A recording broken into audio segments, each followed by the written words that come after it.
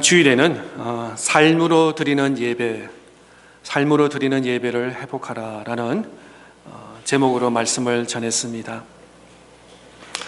구약의 노아는 홍수 이후에 제일 먼저 하나님께 예배를 드렸다고 말씀드렸습니다. 또한 예배는 하나님의 모든 자비하심으로 하나님과의 만남입니다. 때로는 우리가 이렇게 할 수 있습니다. 하나님은 안 계시는 것 같아. 하나님은 멀리 있는 것 같아. 나의 기도는 응답 안 하시는 것 같아. 그 말을 다르게 하면은 maybe 우리가 진정으로 하나님께 예배를 드리지 않아서 예배를 통해서 하나님의 음성을 듣지 못한다고도 우리가 말할 수 있을 것 같습니다. 하나님이 기뻐하시는 거룩한 산 제물을 드리라.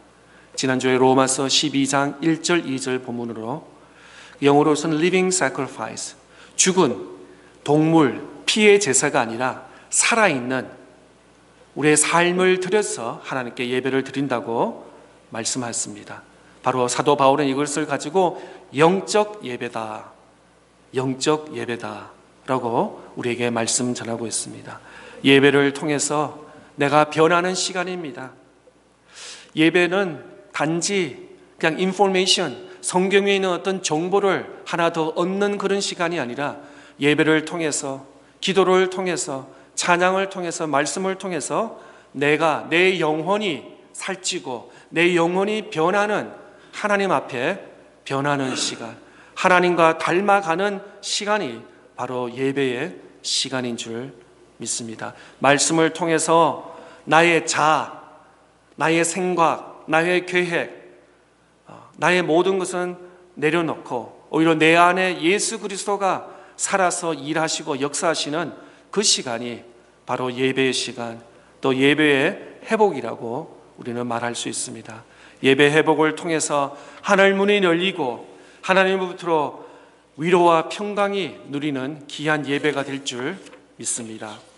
오늘 마지막으로 오늘까지 4번 예배의 주제를 말씀을 드렸습니다. 제일 먼저는 기억나십니까? 이사야서 6장 말씀, 또 두 번째는 시편 27절 말씀, 지난주에는 로마서 12장 말씀, 또 오늘은 마지막 요한복음 4장 말씀으로 예배의 주제. 아니 1년 내내, 우리 평생 예배의 주제 가지고도 해도 우리가 다 하나님의 그 깊고 넓은 예배에 대해서 다 알 수는 없겠지만 또 다음 주제로 우리가 이렇게 한번 말씀을 나누기를 원합니다. 기억 안 하는 것이 좋은 성도예요. 기억하지 마세요. 그냥 오늘 말씀 예배는 그냥 따뜻한 밥이라고 어떤 목회자는 이렇게 말씀을 하더라고요. 주일 예배를 인도하고 설교하는 것은 우리 믿음의 성도들에게 영적인 따뜻한 밥과 국과 반찬을 손서 만들어서 해 드리는 거라고. 그래서 먹고 오늘 맛 참 좋다, 밥맛이 좋다, 오늘 김치 밑반찬 맛이 좋다, 고기가 맛있다, 국물이 시원하다, 아주 잘 먹었다 라고. 왜냐하면 여러분 혹시 지난 2주 전에 먹은 거, 집에서 저녁 드신 거 기억나세요? 메뉴? 기억 안 하는 것이 당연합니다. 마찬가지 오늘 예배를 통해서 말씀을 받고 그냥 은혜로 소화시키고 성장할 수 있기를 바랍니다. 오늘 말씀은 참된 예배를 회복하라 라는 말씀을 전가할 텐데, 오늘 본문 요한복음 4장은 사마리아 여인과 예수님과 대화하는 그 장면으로 시작하고 있습니다. 이 사마리아 여자는 과거에 5번의 남편이 있었고 지금 있는 남자도 남편이 아니라고 성경은 말씀하고 있습니다. 보통 그 사막, 유대, 이스라엘에는 사막입니다. 그래서 어떤 물을 기르려고 하면은 해가 뜨기 전에, 아니면 아침 시간 혹은 해가 지고 오후 늦게 저녁 시간에 우물을 거르는 것이 정상적일 것입니다. 그런데 이 여자는 낮 12시 정오 시간에, 해가 가장 높은 시간에 우물을 가지고 옵니다. 왜 그럴까요? 동네 사람, 주변 사람들 다 그의 과거를 알기 때문에 또 보게 되면 물을 그리면서 손가락질하면서 또 나에게 흉을 보고 욕을 할까봐 그런 한 번, 두 번 경험한 것이 아니기 때문에 오히려 낮 시간에는 12시에는 아무도 물을 그리러 가져오기 않기 때문에 자기 혼자 그 시간을 택해서 나온 것입니다. 어떻게 보면 사회적으로 쉽게 만나서 교제하고 싶은 사람은 아니었습니다. 과거가 있는 사람, 또 그 당시 유대인은 누구였습니까? 예수님이 유대인이었습니다. 그리고 사마리아 사람, 이 사마리아 여자는 서로 상종하지 않고 가까이 지내지 않는 그런 인종들이었습니다. 예수님께서 먼저 사마리아 여자에게 와서 물을 좀 달라고 하십니다. 그 당시 유대인과 사마리아 사람들은 서로 상종을 하지 않는 그런 대상이었습니다. 서로가 피하고 싶고 또 불편한 대상이었습니다. 오늘날도 지금 이스라엘과 또 팔레스타인 지역의 하마스라는 그런 집단 지역에 끊임없는 전쟁이 일어나는 그 지역을 말하고 있습니다. 유대의 역사를 바라보면 원래 다윗 왕까지는 통일 왕국이었습니다. 그러나 아들 솔로몬 이후에는 북이스라엘, 남유다로 나눠지면서 또 나중에는 또 통일 왕국이 되면서 그냥 이웃 나라에 침투를 당하고 또 나라를 다시 찾기도 하고 뺏기기도 하면서 여러 가지 그런 일들 가운데 서로 민족끼리 마음의 상처가 많은 것 같습니다. 그래서 예수님의 유다 민족은 남쪽 사람이고, 그 다음에 이스라엘 사마리아는 좀 북쪽 혹은 중간 쪽에 지도상으로 보면 그런데 서로 관계가 안 좋습니다. 서로 손가락질하고 서로 만나고 싶지 않는, 상종하고 싶지 않는 그 관계가 아직까지도 지금 우리가 뉴스를 통해서도 있지만 분열과 갈등과 더 나아가서 전쟁이 일어나는 그 지역을 말하고 있습니다. 그러나 예수님은 모든 상황을 넘어서 예수님은 사마리아 여자에게 물 한 컵 달라고 먼저 대화를 시작하는 것을 보게 됩니다. 이야기는 2000년 전 이야기만은 아닙니다. 오늘날 2024년을 살아가는 우리에게도 아프리카라든지 저 동남아 지역이라든지 저 남미 지역에는 아직도 깨끗한 물이 없어서 물이 없어서 생활이 힘든 그런 상황이 많이 있다고 합니다. 특별히 아프리카에는 아이들이 학교 다닐 초등학생들, 중학생 아이들이 학교를 다녀야 되는데 학교를 다니지 못한다는 그런 부족들, 지역들이 많이 있다고 합니다. 왜 그럴까요? 그 아이들은 학교 가는 시간에 학교에서 공부를 배우기보다는 내 식구들 물을 기르러 하루 종일 몇 시간씩 가야 합니다. 그리고 그 아이가 들 수 있는 그 버켓, 조그만 그게 오다가 닿으면 반은 흘릴 수 있겠죠. 그걸 위해서 내 가족들 마시려는 하루의 일당의 물을 위해서 물 기르는, 쉽게 말해서 워터보이가 되는 것입니다. 하루 종일 걸어서 먼 언덕과 산을 지나서 강을 지나서 마실 수 있는 물을 우리 가족들을 위해서. 그래서 오늘 또 보면은 멕시코라든지 중미라든지 또 특별히 아프리카 또 동남아 지역에 우물 사역.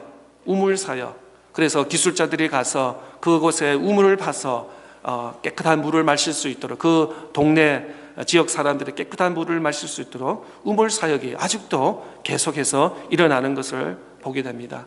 한국과 미국 같은 데는 털면은 깨끗한 물이 되고 이게 조금 좀 문제가 있으면 정수기를 달아서 필터를 해서 마시면 되지, 그거 뭐 힘드냐고 하지만 아직도 많은 곳곳에서는 마실 물이 없어서 어려움 당하는 그런 지역이 많이 있는 것을 보게 됩니다.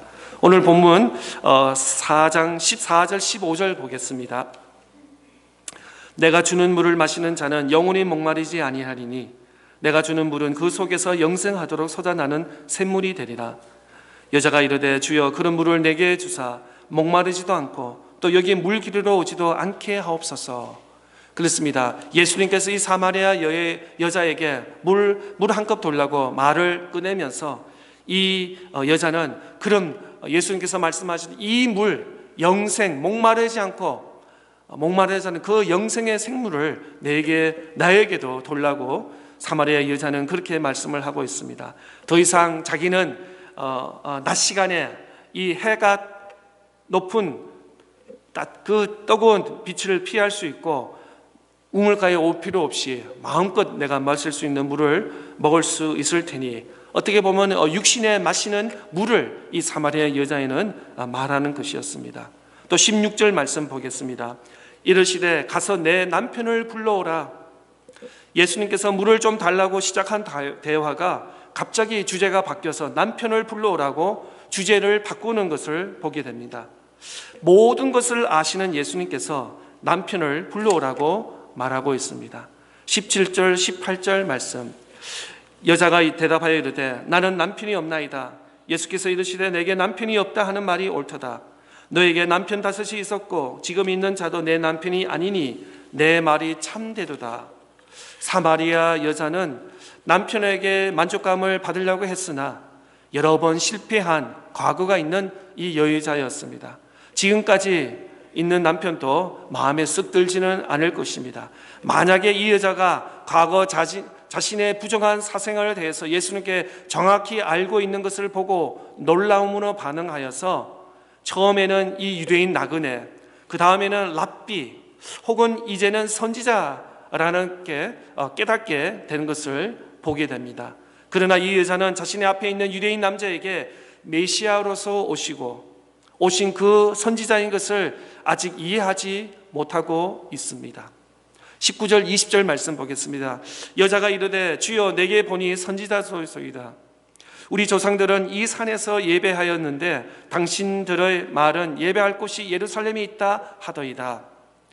만약에 사마리아 여자가 예수님에 대해서 궁금해졌습니다. 먼저 예배의 주제를 말하고 있습니다. 만약에 이 여자가 지금 있는 남자도 별로인데 예수님 좋은 유다 땅에 좋은 남자 있으면 나한테 소개해 주세요 라고 했으면 더 이상 오늘 본문의 내용이 진행되지 않고 그걸서 아마 그냥 대충 마무리가 될 수 있을 것입니다. 그런데 이 여자는 아주 소망이 없는 것이 아니었습니다. 이때 먼저 예배의 주제를 예수님께 묻고 있습니다. 이 유대 남자, 젊은 남자 보니까 보통이 아닌 것 같습니다. 선지자 같습니다. 예언자 같습니다. 그러면서 예배의 주제를 먼저 이 사마리아 여자가 꺼내고 있는 것입니다. 많은 경험을 했지만 마음에 만족이 없었습니다. 예수님을 만나고 주님께 영접할 준비가 되었던 것입니다. 정말 이제는 어떤 가정사 또 물 그리는 그런 일보다도 정말 영혼이 목마른 그 영혼을 채울 수 있는 영적인 예배를 이 먼저 사마리아 여자가 먼저 말을 하고 있는 것입니다. 우리 조상들은 이 산에서 예배하였는데 당신들의 말은 예배할 곳이 예루살렘에 있다 하더이다. 늘 마음에 허전한 누구에게도 질문할 수 없었던 예배에 대해서 사마리아 여자는 예수님께 예배에 관해서 말씀을 하고 있습니다. TV 드라마를 보면은 가끔 젊은 청년이 잘 살고 있다가 갑자기 고민을 하는 그런 장면을 보게 됩니다. 그것은 자신의 친 부모를 그리워하는 것입니다. 지금 있는 부모님은 자기 바이올로지컬 친부모가 아니고 그냥 어릴 때 자기를 입양하듯이 잘 부모님 이상으로 도와주는 그런 부모이지만 어느 순간 고요한 밤 달을 바라보면서 별을 바라보면서 또 나의 부모님, 나의 아버지, 어머니는 누굴까라는 그런 근심에 빠지는 것을 보게 됩니다. 이 사마리아 여자도 마찬가지인 것입니다. 결혼에 또 여러 가지 삶에서 실패, 만족감이 없는 것을 보게 됩니다.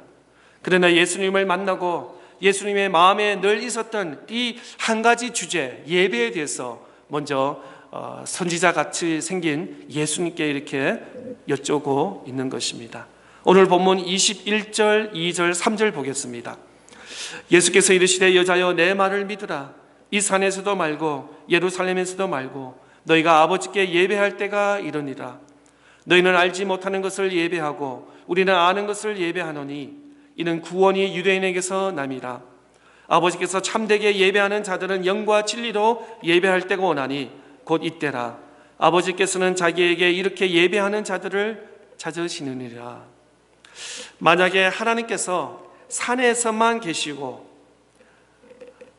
이 성전, 하나님께서 이 산 위에 있는 성전에서만 계신다면, 만약에 나이가 들어서 무릎이 좋지 않고 건강이 좋지 않은 분들은 어떻게 산 위에 올라갈 수 있겠습니까?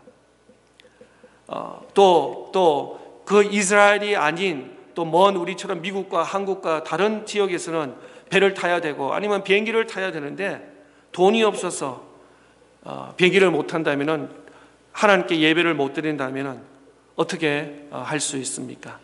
그러나 참 놀라운 것은 하나님께서 그 산 위에 성전에만 계시는 것이 아니라 찾아 내려오시는 하나님이시라는 것입니다. 하나님께서 우리 인간에 있는 낮은 자리에 내려오시고 찾아오시고, 또 예수님도 그렇습니다. 예수님께서 먼저 사마리아 여자에게 우물가에 찾아오시면서 먼저 대화를 시작하는 것을 보게 되는 것입니다. 우리가 주님의 이름으로 모인 그리스도이라면 주님께서 우리 가운데 함께 하시는 줄 믿는 것입니다.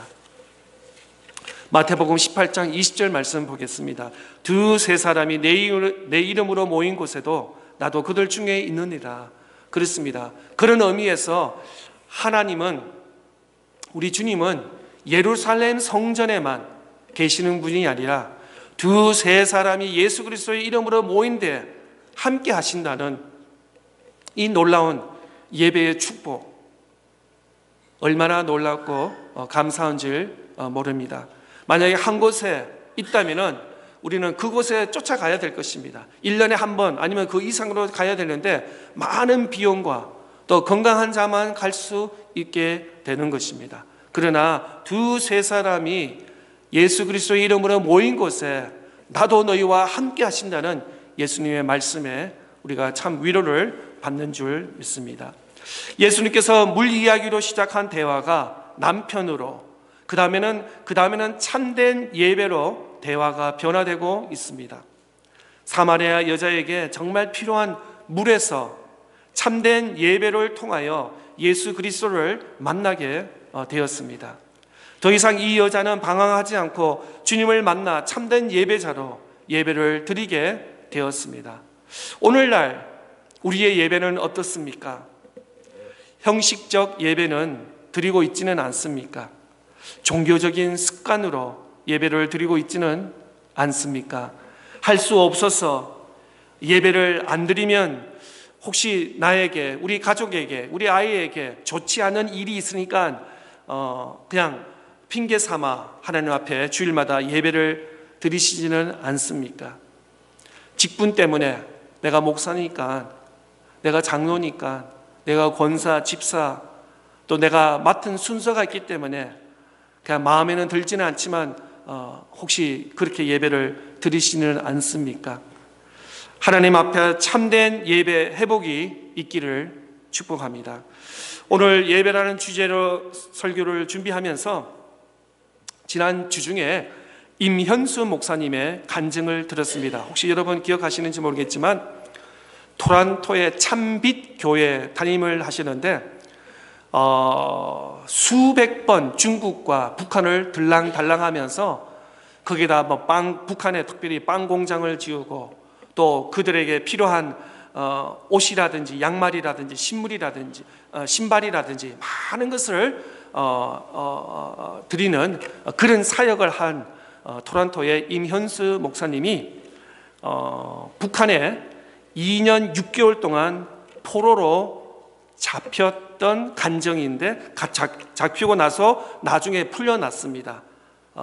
그래서 많은 가족과 또 많은 기자들이 놀랍게 그게 잡히면 그냥 죽는 거예요. 살아나간 사람이 아무도 없고 한 사람을 위해서 보초 군인들이 몇십 명이 있고 이야기도 못하고 혼자 있어요. 하루 이틀도 아니고 2년 6개월 동안 수십 개월 동안 있었는데 기자들이 그랬습니다. 목사님 어떻게 거기서 살아났습니까? 라고 했더니 매일 하나님을 만나면서 하나님께 예배를 드렸다는 것입니다. 그래서 자기가 소주한 것은 성경책이었습니다. 성경책과 찬송가, 혼자 예배를 드렸다는 것입니다. 혼자. 시계도 없고 누가 봐주는 사람도 없고, 저는 가보지는 않지만 조그만 창문을 통해서 바깥에서 들어오는 햇빛 정도밖에 없고, 또 하루 8시간 동안 삽질을 한다든지 농사를 지어야 된다고 합니다. 그러니까 이 목사님이 건강도 좋지 않으면 평생 삽질이라든지 이렇게 농사를 짓지 않은 사람이 농사를 지었으니까 육체적으로 굉장히 힘들었지만, 그 무엇보다도 정말 하나님께 2년 6개월 동안 매일매일 아침, 오후, 저녁 시간 없이 하나님께 찬양을 했다고 합니다. 찬양을 했는데 하루는 4시간을 찬양을 했다고 합니다. 4시간. 또 성경 하나를 가지고 그냥 읽고 또 읽고, 그러면서 두 손 모아서 기도하고 혼자. 우리가 경험했지만 코로나 때 혼자 예배 드린다는 것이 그렇게 말처럼 쉽지가 않습니다. 또 아이들 식구들끼리 한다는 것도 그렇게 쉽지가 않습니다. 한 번, 두 번, 세 번은 할 수 있지만 그것이 지속될 때는 우리에게는 좌절과 절망이 되고 위로보다는 우리에게는 더 부담만 될 수 있을 것입니다. 그런데 이 임현수 목사님은 첫날부터 이렇게 해가지고 내 건강이 악화되고 이렇게 해서 죽는구나 라고 생각하지 않고, 오히려 기자들이 물었습니다. 그 지옥 같은 북한 지옥에서 어떻게 살아났습니까? 라고 했는데, 오히려 이분은 그렇지 않습니다. 매일매일이 하나님과의 만남으로 시작하고 만남으로 하루를 마감을 했습니다 라고 오히려 반대로 그렇게 대답을 했다는 간증을 들었습니다. 우리는 어떻습니까? 찬양을 부르면서, 오늘 그런 적은 없지만 가끔가다 어떤 때는 5절이 있어요. 보통 4절이잖아요. 5절이 있으면 아니 왜 5절 찬양을 부르냐고. 그리고 또 오늘처럼 이렇게 7월 말이라서 그런지 출타 중에 있는 많은 사람이 있으니까 우리가 좌우를 보면서 누구 오셨는데 누구는 안 오셨네, 여행 중에 있구나, 출타 중에 있구나 라고 이렇게 생각할 수 있습니다. 또 혹시 여러분, 목사님 설교가 요즘 길어지는 것 같아. 근데 길다고 은혜스러운 건 아니고요, 짧다고 또 은혜스러운 건 아닙니다. 시간에는 아무 관계가 없습니다. 저는 보통 예배 기도 말고는 4페이지를 들고 나옵니다.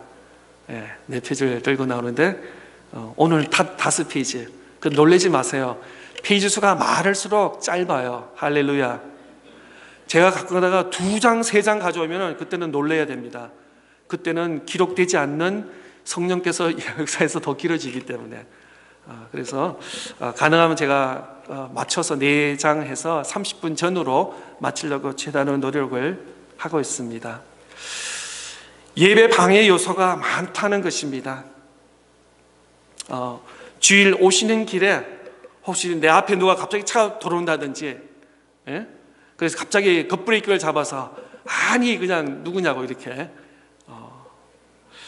또 혹은 또 주차장에서 내가 주차를 해야 되는데 내 주차장에 누가 차를 주차되었다 그러면 괜히 마음이 누구지? 누구 차지?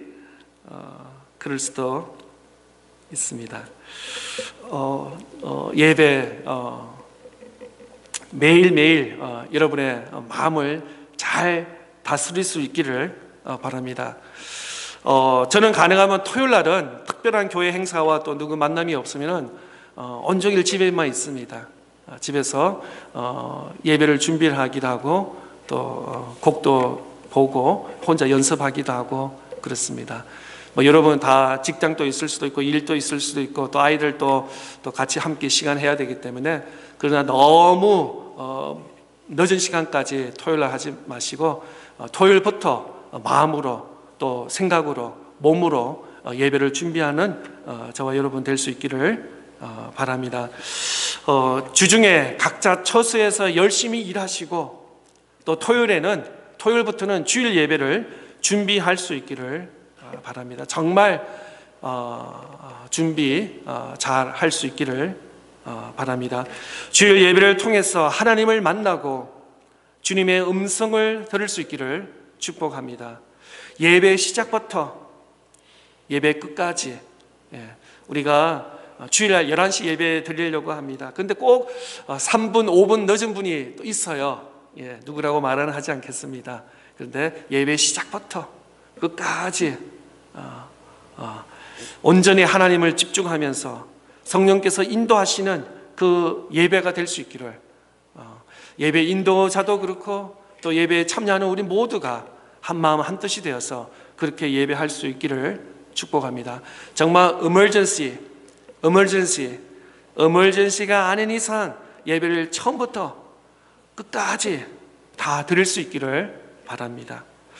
우리 자녀들은 교육부에서 예배와 또 성경 공부 잘 할 수 있기를 축복합니다. 오늘로써 여름 조인 예배를 마치고 다음 8월 첫 주일부터는 이제 주일학교 중고등부 따로 예배를 드리고 바이스 벌사 성경 공부를 그렇게 진행할 예정입니다. 여러분 학부모님들 특별히 기억하여 주시고 우리 자녀들 꼭 10시 전으로 보내주셔서 아이들도 하나님 앞에 온전히 예배드리고 또 성경 공부할 수 있도록 그렇게 부탁을 드립니다.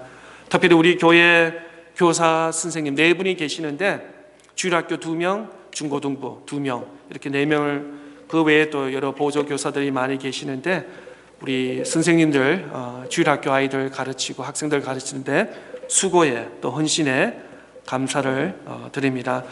사랑하는 성도 여러분, 신앙생활에서 예배는 우리 모두에게 최우선 순위가 되어야 됩니다.